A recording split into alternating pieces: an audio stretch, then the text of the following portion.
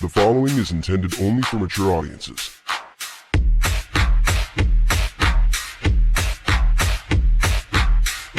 Open your ears and lube up your butthole. It's time for the What Do We Call It podcast. Now, here's your host. It's Jmann. Welcome to the What Do We Call It podcast. I'm Jmann. This is Steiny. Hi. The other day I threw out my back. Ow. Ow. I have had for years now, the last few, as I've gotten older, issues with the lower left side of my back and my sciatic nerve getting pinched. Okay. I trace it back to one day I was sitting at the table working from home during the pandemic as a social worker, and I had my legs up on a chair across from me on the other side of the table, and I felt something slip in my back, and the next thing you know, I couldn't bend at the fucking waist without extreme pain. Okay. I don't think that it was me having a bulging disc, because I could still lift things, but the point being is that it creeps up from time to time. Oh, sure. Yeah, it's that one that keeps on giving. Yeah, so like I talked about in my comic special, This is 40. I talked about things about getting old. Yep. Like, for one, I don't shoot loads like I used to with the velocity and volume. It used to be like a fucking super soaker full of milk with cottage cheese in it. And now it basically, when I come, it looks like an old man barfing up oatmeal after breakfast. Right. It just kind of comes out. It dribbles out. I don't know about you, but I don't shoot my loads that hard. I don't, yeah.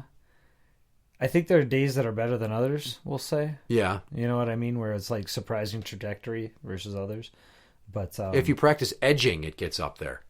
Right. You get yourself almost to climax and stop and then start again.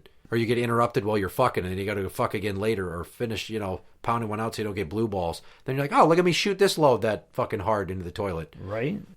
What's interesting is this term that came about, edging, right? Mm-hmm. I'm like, huh. I thought that was just me in, high school and just after high school. Like, that was what you did. I wanted to keep fucking for a while. So there was times where you'd get close. It was like, all right, time to switch positions. So you'd do something a little different so you could keep going a little bit longer. Like, there was a reason why, you'd kind of switch it up sometimes. It wasn't just because it was boring. It was like, all right, I'm about to come. Let's do something different. And then, yeah, those were the days of fucking across the room trajectory, man. Yeah, you could put somebody's eye out with that thing. Yeah. Like a Red Ryder BB gun. Yeah, exactly. I'll go one higher on you. Out, yeah. There was times, the first few times I fucked my wife when I met her back in the day, when I was inside her and I was about to come and I had to pinch it off because I was about to spill my jizz. Right. And you know what I did then? I kept pumping until the next time I was ready to do it. And it like 3 or 4 times before I finally pulled out and shot. Jesus, yeah. Which I don't know if my dick was leaking actively as I'm Probably. pumping drops. And that's where the joke of pre-cum that they like to fearmonger in sex ed about. Yep. Because my penis doesn't leak like a faucet that needs to have a few things tightened and a new fucking O-ring somewhere at the sink mount. To me, I never understood pre-cum because it was like, they're like, oh, yeah, some can leak out. It's like, like I can feel when anything's starting to leak out. Like at that age, I could always tell if there was something starting to come out. So I didn't understand what they would talk about. Like, and maybe we're just different. I don't know. Maybe there's some people that it just, like you said, it just dribbles. I think the average teenage boy beats off so much that his body's in a constant state of just out with the old, create the new. Yeah. So there's not that much in your prostate, and your prostate's still developing. Sure. So there's not going to be that much prostatic fluid in there. It's funny. And another thing, like my beard's turning white. Okay. Never gray. It's turning fucking almost all white at this point. It's ridiculous. Yeah, but you're fucking older than I am, and yours is half as white as mine is, you fucker. But it's like 4 years difference, right? That's not that much difference. Yeah, it's because I have daughters and you had one son. Yeah, that could be it. Your son. My son. My son. So here's the thing. I threw out my back on Monday. I got home from work. I had picked up my youngest 2, brought him back to be with my older 2. I was making dinner. I go to take a shit. I call my aunt to make fun of my mom. While you're on the shitter? Yeah, because the bathroom's where I get the most peace. Sure. And I don't care if you hear the echo and know what's going on. Fucking deal with it. Otherwise, you got to have me in the main room of the house with all the kids running around making noise, and that's got to be really frustrating. Yeah, the background noise can suck. Oh, all those kids won't shut the fuck up versus he's pooping, whatever. So here's what I called my aunt. My mom took my daughters clothes shopping for school. Originally, they were going to go to Northtown Mall to go to Hot Topic. Mall? Yeah. Okay. And I said there's no way that Grandma is going to be able to get through the mall because she's too fucking fat and she can't move that well. And just to get from the front fucking door to Hot Topic, which is 3 stores around the corner, it's not that long for most people, but for her, holy Christ, it's like the Bataan Death March. It's like in the middle placement from all doors in that mall. It's got to be like the farthest point from triangulation of any door. So yeah, she would be frustrated right away. And I'm like, plus if you get her in Hot Topic, her ass is so wide, she's going to be knocking shit over. There's racks all over that store now. Yeah, it's way more packed and narrow than it used to be with more shit inside. I'm like, she's going to knock over a piercing stand and there's going to be belly button rings and broken glass over the goddamn floor. Yep. Don't take her there. I even told my parents, don't take them to the fucking mall. Okay. So they took them to Arbor Lakes where there's a Hot Topic. Oh, yeah. It's an autonomous unit in a strip mall, much easier to access. And the point here is she bought them a bunch of shit and they're like, Grandma, why are you spoiling us? She's like, well, I just, I want you to have the things you like and I want to spoil you because I might not be here next year. And it's like, shut the fuck up. You're not going to die. You're not. You should have died already a bunch of times, but you just won't go.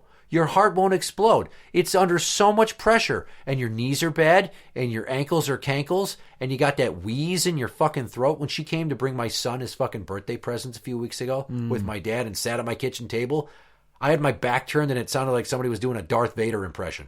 Oh, wow. Just nonstop in the breathing, huh? She's asthmatic. She's fat as fuck. 4'10", 3 bills at least. And she's got some nodule in her throat that partially blocks her air tube that they can't cut out. So she just wheezes like an old dog in the summer heat. Nodule. It's not cancerous. Yeah. Okay. So she said that and I called my aunt to laugh about it and go, isn't that unfair of her to say that and get all our hopes up? Okay. My aunt didn't really laugh. I'm like, okay, I thought they would have got more of a reaction. She's like, well, I don't know. So she's telling me about stuff. She's like, well, we're getting old and I had a problem a year ago with my back with sciatica. And then I went to the OT place and they gave me exercises to do. But wouldn't you know it, as soon as my back felt better, what do you think I did? I'm like, you stopped doing the exercise. She's like, I stopped doing the exercises. Yep, and now it comes and goes. And I exercise regularly. And I still have this problem. Sometimes while exercising. Okay. From twisting certain directions and setting down weights at a certain angle. This particular instance of throwing out my back because I was taking a shit happened after 6 continuous minutes of wiping my ass that just would not get clean, lifting my right cheek and turning at a certain angle, and then reaching, and I strained something, and all of a sudden I sat my cheek down when I was finally clean. I went, ow, fuck. My aunt goes, what? I'm like, I think I just threw my back out. She's like, what do you mean? I'm like, seriously, my sciatica's pinched. She's like, oh boy, you must be getting sympathy pains. Ha ha ha. Shut up! Dude, you are getting old, man. If you're wiping my ass. You wiped your ass and you fucking threw. Oh my god. How the fuck do you pull a muscle wiping your ass? Unless you have baby arms and you have to really fucking stretch and strain to get there to clean your hole. I was going to say, how deep up in there are you getting? Jeez. It was very dirty. Yeah, I guess. I don't know what I ate, but holy shit did I have mud butt. I was going to say peanut butteries, huh? But my arms are 3 feet long. Literally, each 3 feet long. Yeah, I can touch my butthole either from the front or the back without any problem at all. But I did this. And then, get this, the next morning I woke up. I couldn't really bend. I had to fucking stay home from work because I pulled a muscle in my back wiping my ass. And then I showed up Wednesday at work and they're like, oh, you're here today. I'm like, I fucking pulled a muscle in my back. And then I just basically sat on my ass Monday night and all of Tuesday. Okay. And I feel better now because I've been eating ibuprofen like they're Skittles. Sure. And you really can't go to workman's comp for that because, It happened at home. Now, there was a similar incident a month and a half ago where I was wrapping a pallet and I was parked too close to the racking, so I had to kind of lean at a fucked up angle to get around it. Sure. It fucking happened then, too. down for the count 6 days. I fucking had to muscle through it. But the worst part about this is I'm back Wednesday thinking, okay, today's the day that they're going to have the monthly birthday and anniversary luncheon. If your birthday's in the month or it's your anniversary of working there, okay, they have a luncheon for those people. Yep. Yeah, and I'm like, can we please get Italian? Because you always get Chinese and other stuff. You never get Italian. I love Italian. Mm-hmm. She's like, sure. I get there, and I'm in the bathroom washing up. I'm like, so did she get the Italian that I wanted for the luncheon? And I'm talking to our EHS guy, who's like 26 or 7. He's like, well, what are you talking about? I'm like, the luncheon's today. He's like, dude, no, it was yesterday. I'm like, are you shitting me? He's like, no, dude, it was awesome. There was pasta and meatballs and shit. It was so good. Oh, and crap. I left the bathroom, and I went to go talk to the front desk lady who fucking handles that.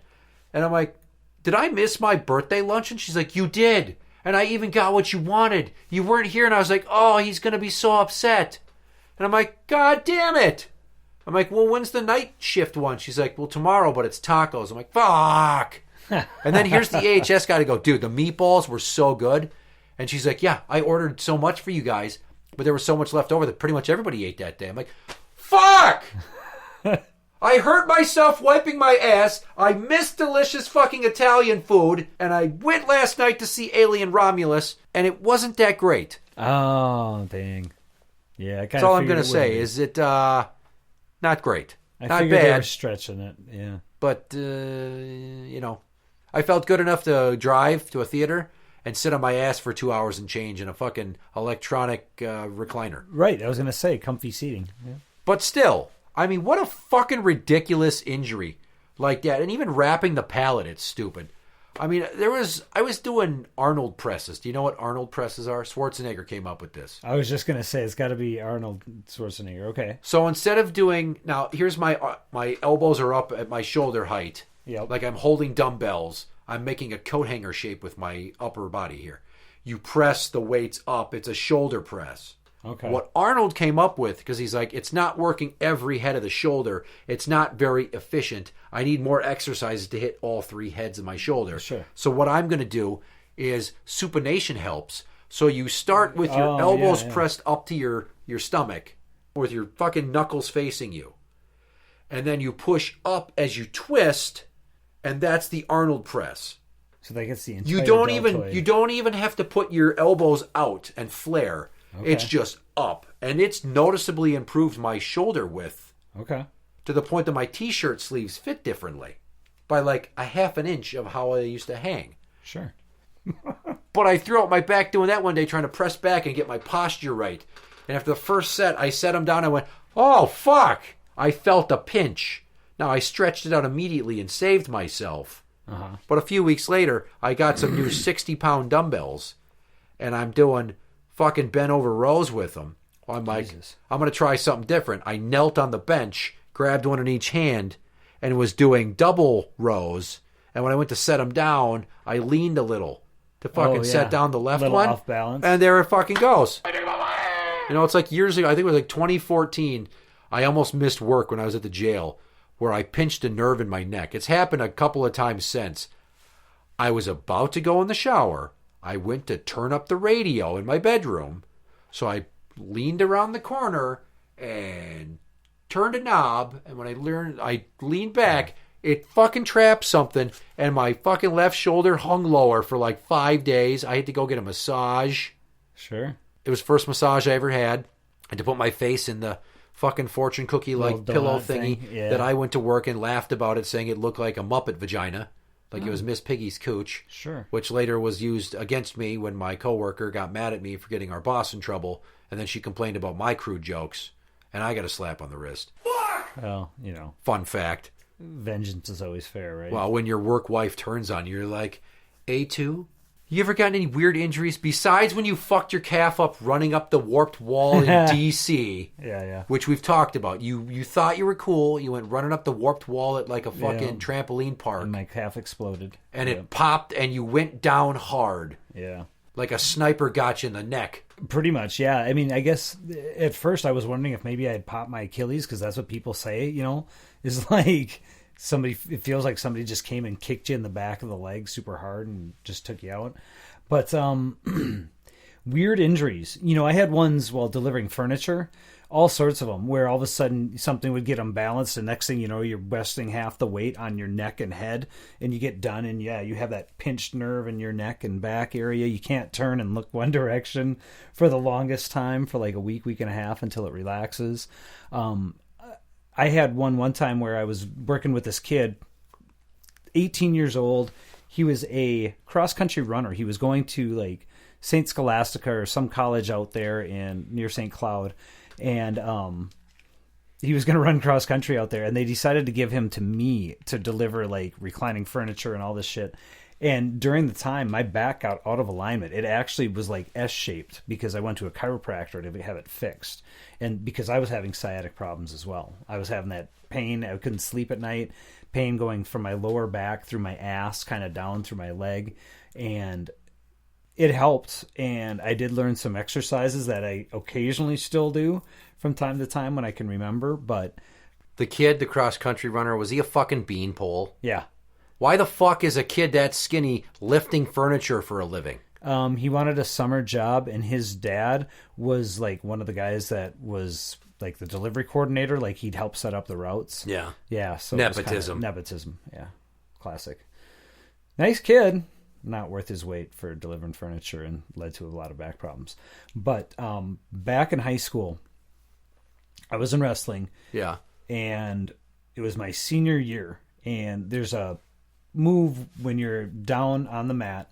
It's called a Granby roll. You basically take the other guy's arm that's around your waist, you grab it, you pin it against your side, and you roll to that hip. You basically force his arm, you trap it, and you force his shoulder to go down to the mat. Most of the time, if you are in the up position and somebody's doing that to you and you get caught with it, you're supposed to just roll with it. Well, I had stepped across to the front as I got rolled. And so instead of putting my shoulder down and rolling with it, I landed on my face. Oops. And I did kind of I believe it's called a scorpion. Like your legs went upwards over your back the wrong way, kind of? Exactly, right? Like I face planted and my legs my heels probably came by my ears. Fuck. Yeah. And that hurt. And that my back was out for a while. I was 17 years old at the time. I really didn't know what the problem was. It kind of healed on its own, and I kind of gave up on it. Well, working at Menards, back in the wall coverings department, we had paneling. And whenever paneling would come in, you'd have to stock these 4x8 sheets. Well, of course, Menards had this great idea to stock them upright in these racks.